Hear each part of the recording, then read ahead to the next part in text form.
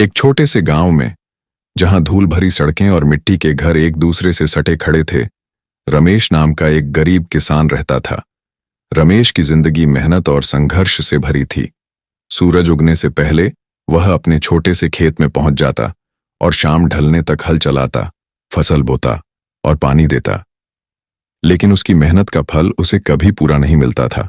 गांव का जमींदार उसकी फसल का आधा हिस्सा ले जाता और बचा हुआ साहूकार के कर्ज में चला जाता। रमेश की पत्नी शांति और उसके दो छोटे बच्चे राधा और गोपाल अक्सर भूखे पेट सोते थे। फिर भी रमेश हिम्मत नहीं हारता था। वह हर रात शांति से कहता, देखना, एक दिन हमारी किस्मत पलटेगी।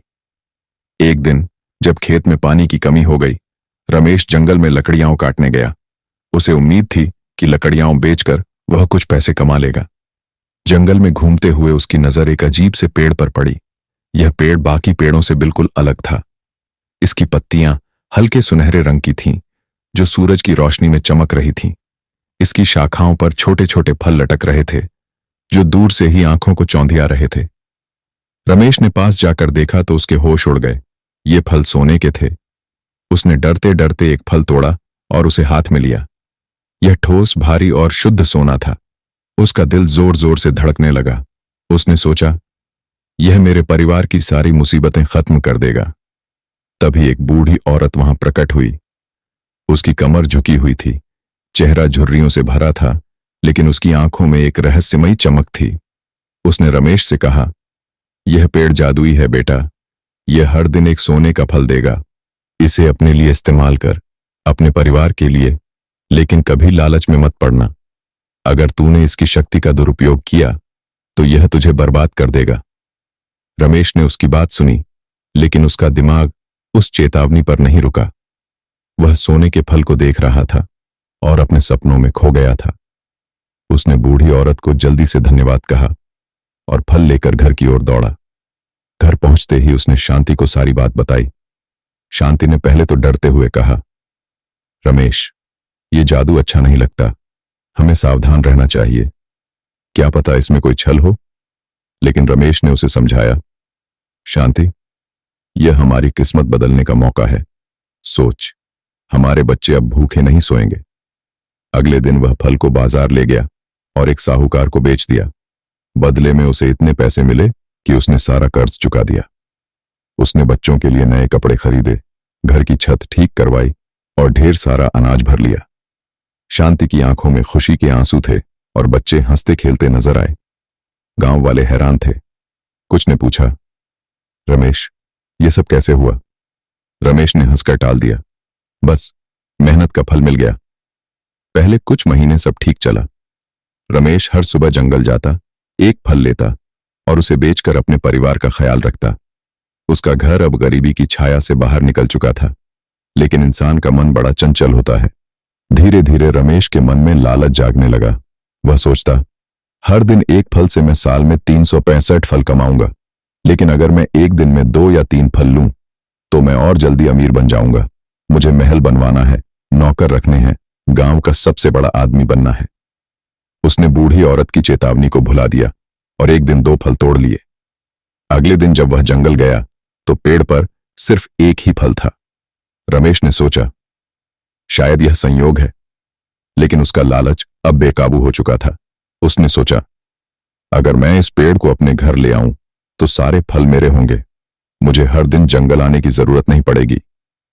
उसने कुल्हाड़ी उठाई और पेड़ की जड़ों पर वार करना शुरू किया। जैसे ही पहला वार पड़ा, पेड़ से एक तेज रोशनी निकली। वही बूढ़ी औरत फिर से प्रकट हुई। उसका चेहरा गुस्से से लाल था। उसने कहा, मैंने तुझे चेतावनी दी थी रमेश, अब तू अपनी सजा भुगतेगा। यह कहकर वह गायब हो गई। रमेश डर गया, लेकिन उसने खुद को समझाया, यह सिर्फ धमकी है, मुझे डरने की जरूरत नहीं। उसने पेड़ को काटना जारी रखा और उसे बैलगाड़ी में लाद कर घर ले आया। उसने अपने आंगन में पेड़ को लगाया और सोचा, अब यह मेरा है। लेकिन अगली सुबह जब वह उठा तो पेड़ पर कोई फल नहीं था। उसने इंतजार किया, लेकिन न फल उगे न पत्तियां। पेड़ सूखा और बेजान हो गया। रमेश का दिल टूट गया। उसने शांति से कहा, शायद इसे समय चाहिए।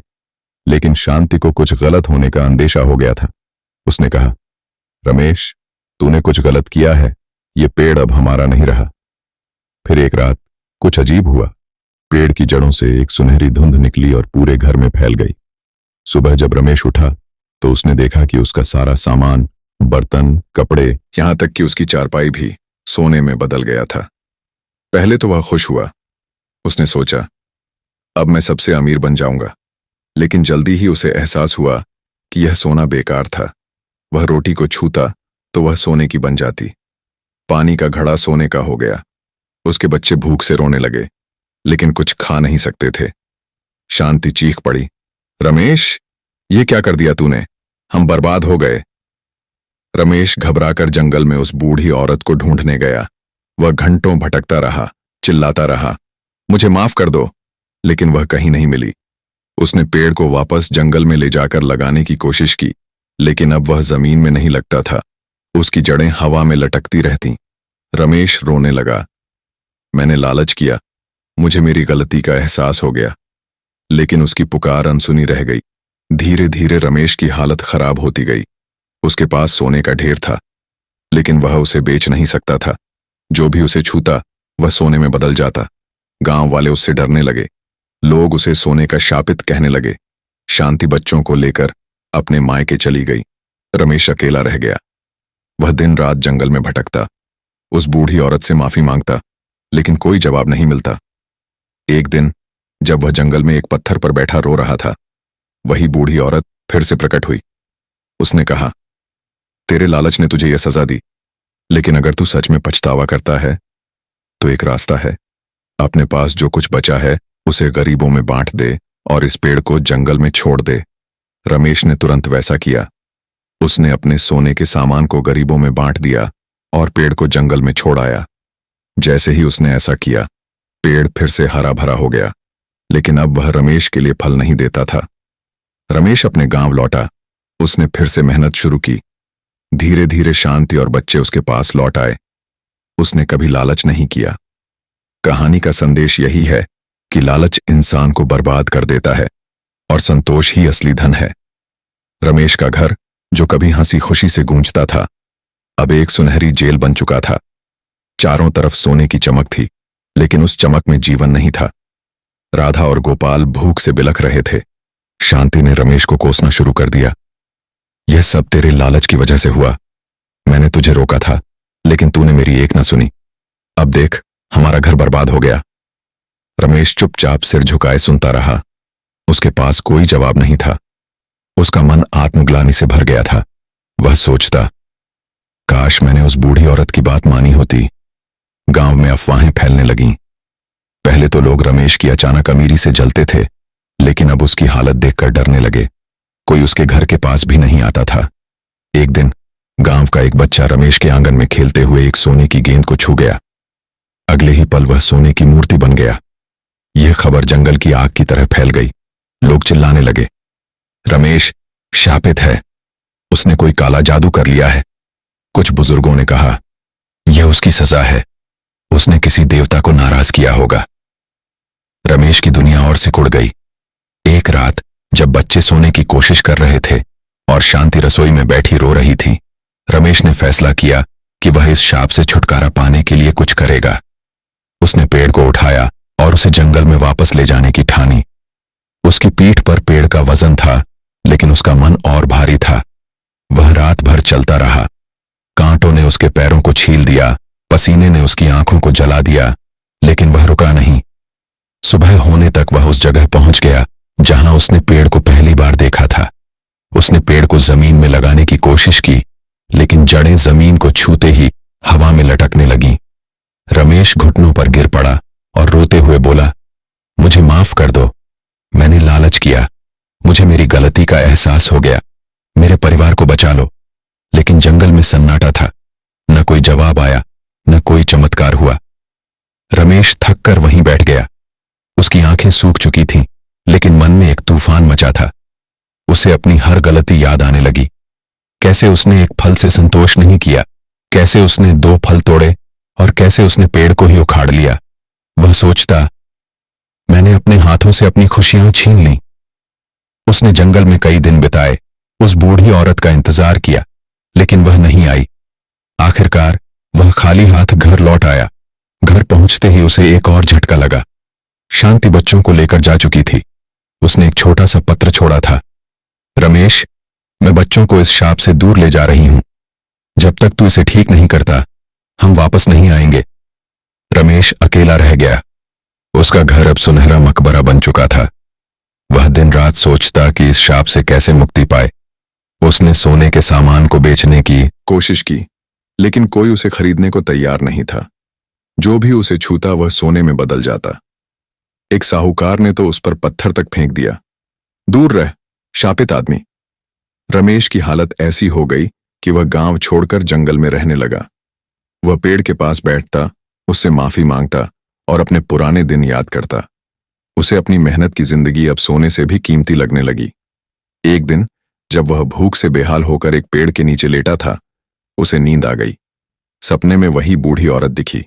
उसने कहा, रमेश, तेरे लालच ने तुझे यह सजा दी, लेकिन अगर तू सच में बदलना चाहता है तो अपने पास जो कुछ है उसे गरीबों में बांट दे। इस पेड़ को जंगल में छोड़ दे और अपने कर्मों से नई शुरुआत कर। रमेश की नींद टूटी। उसकी आंखों में उम्मीद की एक किरण जगी। उसने तुरंत गांव की ओर कदम बढ़ाए। रास्ते में उसने देखा कि गांव सूखे की चपेट में आ गया था। लोग भूखे मर रहे थे। उसने अपने घर से सारा सोना इकट्ठा किया, बर्तन, कपड़े, चारपाई, और गांव के बीच में रख दिया। उसने चिल्लाकर कहा, यह सब तुम्हारा है, इसे ले लो, लेकिन सावधान रहना। लोग पहले डरे, लेकिन भूख ने उन्हें मजबूर कर दिया। उन्होंने सोने को छुआ और वह उनके हाथों में भी सोना बन गया। लेकिन रमेश ने देखा कि अब यह शाप फैल नहीं रहा था। शायद उसका पश्चाताप काम कर रहा था। फिर वह जंगल गया और पेड़ को वहीं छोड़ आया। जैसे ही उसने पेड़ को जमीन पर रखा, वह फिर से हरा भरा हो गया। उसकी पत्तियां सुनहरी चमकने लगीं, लेकिन अब वह रमेश के लिए फल नहीं देता था। रमेश ने उसे आखिरी बार देखा और गांव लौट आया। उसने खेतों में फिर से काम शुरू किया। उसकी मेहनत देखकर गांव वाले भी उससे दोबारा जुड़ने लगे। एक दिन जब वह खेत में हल चला रहा था, शांति बच्चों के साथ लौट आई। उसने कहा, रमेश, मुझे तेरे बदलाव पर यकीन हो गया। अब हम साथ रहेंगे। रमेश की जिंदगी फिर से पटरी पर आ गई। उसका घर अब सोने से नहीं, बल्कि प्यार और मेहनत से चमकता था। गांव में उसकी कहानी एक सबक बन गई। लोग कहते, लालच का फल हमेशा कड़वा होता है, संतोष ही असली धन है। अगर आपको यह कहानी पसंद आई हो तो इसे लाइक और शेयर करना ना भूलें और चैनल को सब्सक्राइब करना ना भूलें। धन्यवाद।